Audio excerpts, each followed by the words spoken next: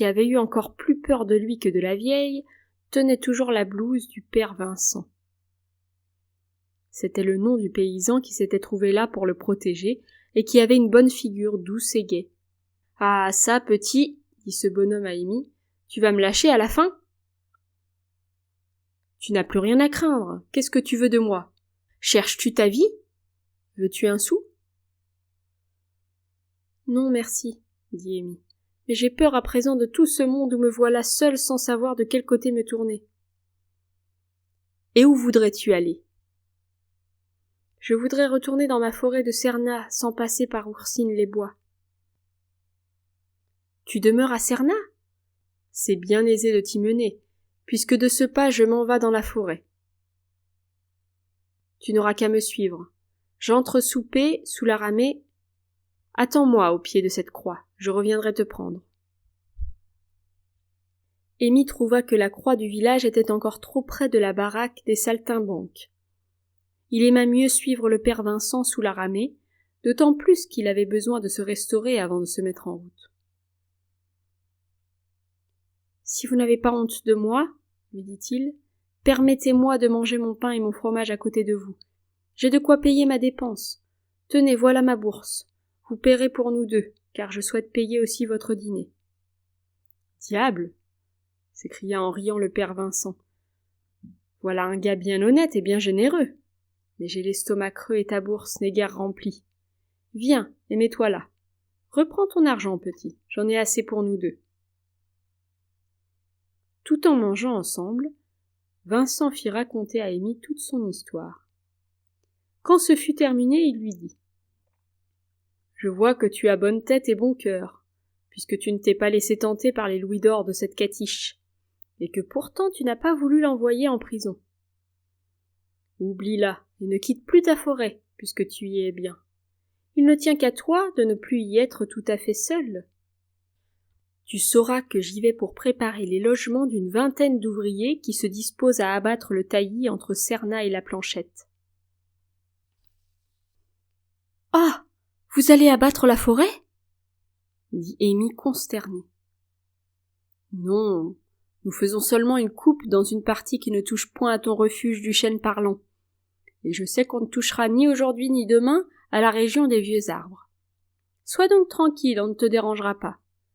Mais si tu m'en crois, mon petit, tu viendras travailler avec nous. Tu n'es pas assez fort pour manier la serpe et la cognée.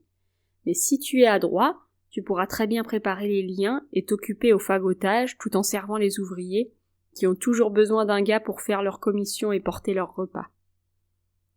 C'est moi qui ai l'entreprise de cette coupe. Les ouvriers sont à leur pièce, c'est-à-dire qu'on les paie en raison du travail qu'ils font. Je te propose de t'en rapporter à moi pour juger de ce qu'il sera raisonnable de te donner, et je te conseille d'accepter. La vieille Catiche a eu raison de te dire que quand on ne veut pas travailler, il faut être voleur ou mendiant.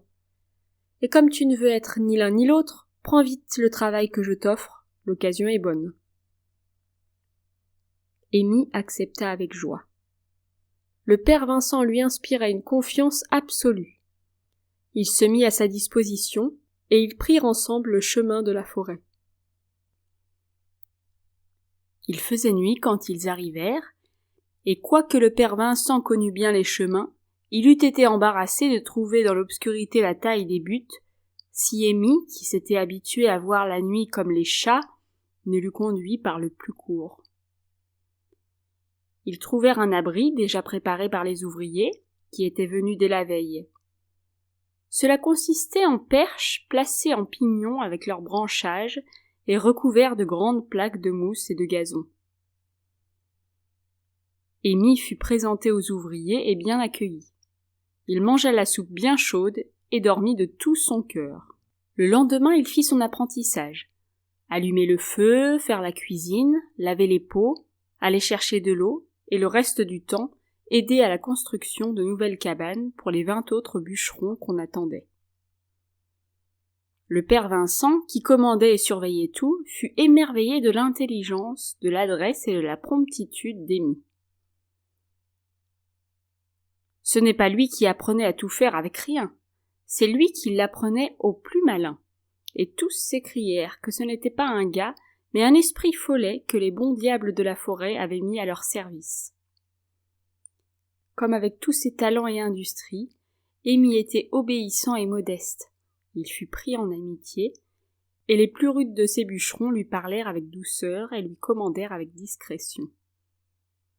Au bout de 5 jours, Amy demanda au père Vincent s'il était libre d'aller faire son dimanche où bon lui semblerait. « Tu es libre, répondit le brave homme. Mais si tu veux m'en croire, tu iras revoir ta tante et les gens de ton village. S'il est vrai que ta tante ne se soucie pas de te reprendre, elle sera contente de te savoir en position de gagner ta vie sans qu'elle s'en mêle. Et si tu penses qu'on te battra à la ferme pour avoir quitté ton troupeau, j'irai avec toi pour apaiser les gens et te protéger. Sois sûr, mon enfant, que le travail est le meilleur des passeports et qu'il purifie tout. » Amy le remercia du bon conseil et le suivit. Sa tante, qui le croyait mort, eut peur en le voyant.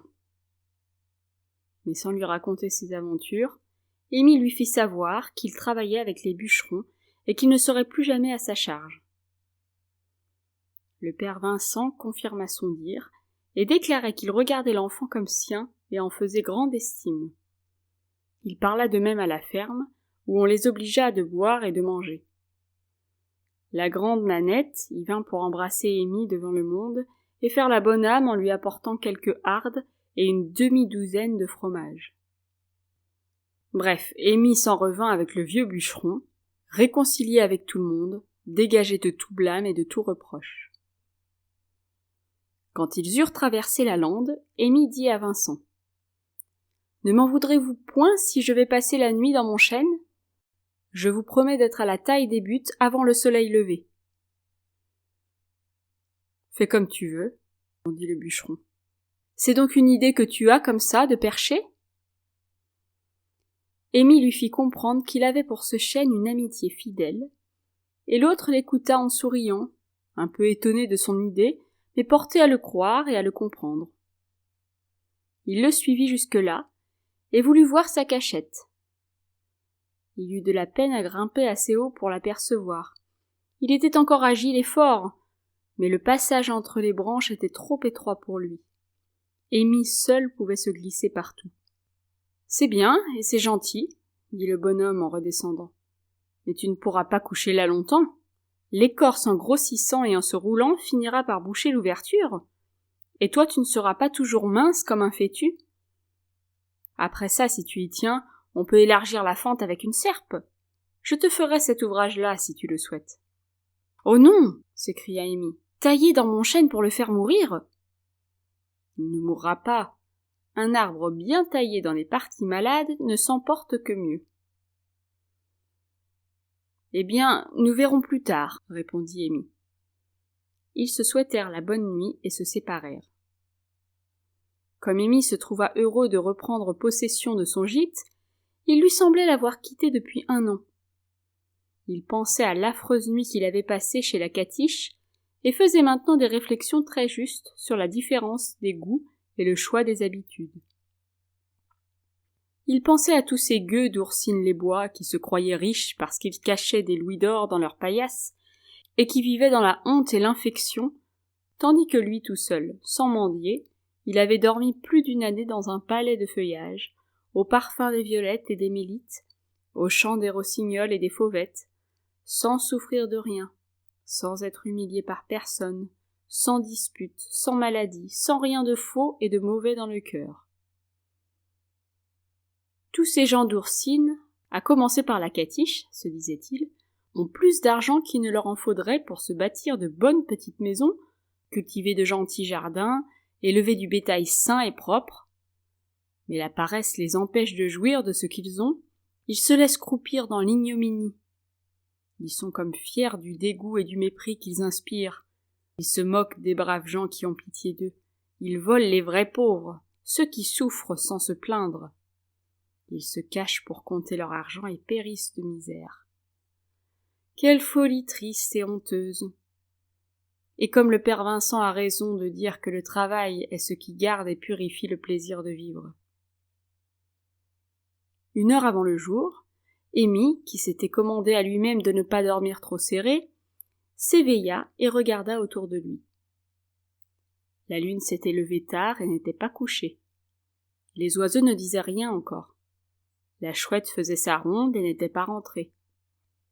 Le silence est une belle chose. Il est rare dans une forêt, où il y a toujours quelque être qui grimpe ou quelque chose qui tombe. Amy but ce beau silence comme un rafraîchissement, en se rappelant le vacarme étourdissant de la foire, le tam-tam et la grosse caisse des saltimbanques, les disputes des acheteurs et des vendeurs, le grincement des vielles et le mugissement des cornemuses, les cris des animaux ennuyés ou effrayés, les rauques chansons des buveurs, tout ce qui l'avait tour à tour étonné, amusé, épouvanté. Quelle différence avec les voix mystérieuses, discrètes ou imposantes de la forêt! Une faible brise s'éleva avec l'aube et fit frissonner mélodieusement la cime des arbres. Celle du chêne semblait dire « Reste tranquille, Amy, sois tranquille et content, petit Amy. » « Tous les arbres parlent, » lui avait dit la catiche. « C'est vrai, pensait-il. Ils ont tous leur voix et leur manière de gémir ou de chanter. Mais ils ne savent ce qu'ils disent à ce que prétend cette sorcière. Elle ment. Les arbres se plaignent ou se réjouissent innocemment. Elle ne peut pas les comprendre, elle qui ne pense qu'au mal. Amy fut aux coupes à l'heure dite et y travailla tout l'été et tout l'hiver suivant. Tous les samedis soirs, il allait coucher dans son chêne. Le dimanche, il faisait une courte visite aux habitants de Cernat et revenait à son gîte jusqu'au lundi matin. Il grandissait et restait mince et léger, mais se tenait très proprement et avait une jolie petite mine éveillée et aimable qui plaisait à tout le monde. Le père Vincent lui apprenait à lire et à compter. On faisait cas de son esprit, et sa tante, qui n'avait pas d'enfant, eût souhaité le retenir auprès d'elle pour lui faire honneur et profit, car il était de bons conseils et paraissait s'entendre à tout. Mais Amy n'aimait que les bois. Il en était venu à y voir, à y entendre, des choses que n'entendaient ni ne voyaient les autres. Dans les longues nuits d'hiver, il aimait surtout la région des pins, où la neige amoncelée dessinait le long des rameaux noirs, de grandes belles formes blanches mollement couchées, qui parfois balancées par la brise, semblaient se mouvoir et s'entretenir mystérieusement. Le plus souvent, elles paraissaient dormir, et il les regardait avec un respect mêlé de frayeur. Il eut craint de dire un mot, de faire un mouvement qui eût réveillé ces belles fées de la nuit et du silence. Dans la demi-obscurité des nuits claires, en l'absence de la lune, il croyait saisir les formes de ces êtres fantastiques, les plis de leurs robes, les ondulations de leurs chevelures d'argent. Aux approches du dégel, elles changeaient d'aspect et d'attitude, et il les entendait tomber des branches avec un bruit frais et léger, comme si, en touchant la nappe neigeuse du sol, elles eussent pris un souple élan pour s'envoler ailleurs. Quand la glace emprisonnait le petit ruisseau, il la cassait pour boire, mais avec précaution, pour ne pas abîmer l'édifice de cristal que formait sa petite chute. Il aimait à regarder le long des chemins de la forêt les girandoles du givre et les stalactiques irisées par le soleil levant. Il y avait des soirs où l'architecture transparente des arbres privés de feuilles se dessinait en dentelle noire sur le ciel rouge ou sur le fond nacré des nuages éclairés par la lune. Et l'été, quelle chaude rumeur, quel concert d'oiseaux sur le feuillage! Il faisait la guerre aux rongeurs et aux fureteurs friand des œufs ou des petits dans les nids. Il s'était fabriqué un arc et des flèches, et s'était rendu très adroit à tuer les rats et les vipères. Il épargnait les belles couleuvres inoffensives qui serpentent avec tant de grâce sur la mousse, et les charmants écureuils qui ne vivent que des amandes du pin, si adroitement extraites par eux de leurs cônes. Il avait si bien protégé les nombreux habitants de son vieux chêne que tous le connaissaient et le laissaient circuler au milieu d'eux. Il s'imaginait comprendre le rossignol, le remerciant d'avoir sauvé sa nichée, et disant tout exprès pour lui ses plus beaux airs. Il ne permettait pas aux fourmis de s'établir dans son voisinage, mais il laissait le pivert travailler dans le bois pour en retirer les insectes rongeurs qui le détériorent. Il chassait les chenilles du feuillage. Les hannetons voraces ne trouvaient pas grâce devant lui. Tous les dimanches, il faisait à son cher arbre une toilette complète. Et en vérité, jamais le chêne ne s'était si bien porté et n'avait étalé une si riche et si fraîche verdure. Amy ramassait les glands les plus sains et allait les semer sur la lande voisine, où ils soignaient leur première enfance en empêchant la bruyère et la cuscute de les étouffer. Il avait pris les lièvres en amitié et n'en voulait plus détruire pour sa nourriture. De son arbre, il les voyait danser sur le serpolet, se coucher sur le flanc comme des chiens fatigués, et tout à coup, au bruit d'une feuille sèche qui se détache, bondir avec une grâce comique et s'arrêter court, comme pour réfléchir après avoir cédé à la peur. Si, en se promenant par les chaudes journées, il se sentait le besoin de faire une sieste, il grimpait dans le premier arbre venu, et choisissant son gîte, il entendait les ramiers le bercer de leurs grasseyements monotones et caressants. Mais il était délicat pour son coucher, et ne dormait tout à fait bien que dans son chêne. Il fallut pourtant quitter cette chère forêt quand la coupe fut terminée et enlevée. Amy suivit le père Vincent, qui s'en allait à 5 lieues de là, du côté d'Oursine, pour entreprendre une autre coupe dans une autre propriété.